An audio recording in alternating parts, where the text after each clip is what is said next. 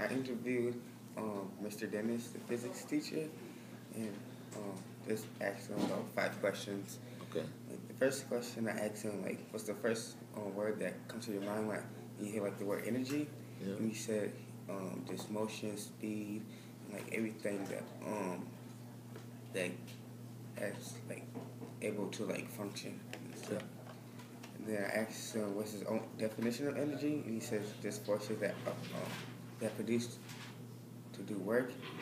And I asked him, do he believe energy is important and why? He says yes, because it's mandatory for all living like organisms, like in all activity. And like if we didn't have energy, like it would be no universe, basically. So and I also asked him what do you believe the world would look like without energy.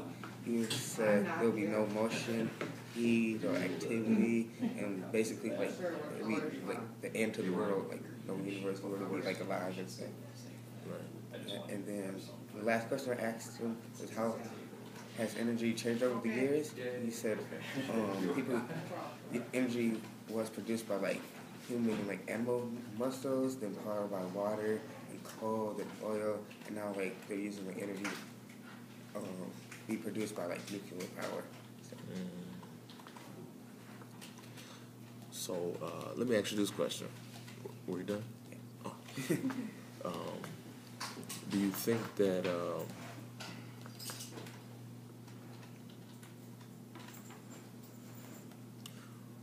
what do you think about nuclear power and kind of the green movement that we're kind of going to? Do you think that those are ways that can enhance the way we live, or do you have you taken any consideration into that? Do you think about that, or do you just be like, what's up with all this green stuff? Everything has to be green.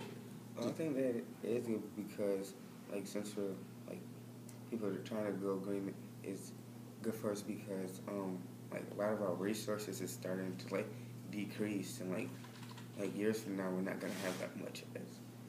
So. Do you recycle? Yeah. Every Tuesday or Wednesday. Do you recycle? Yeah, my family just pretty much throws everything to trash. Yeah. What do you? My family sometimes they do. Like they usually recycle like plastic more than paper. Yeah.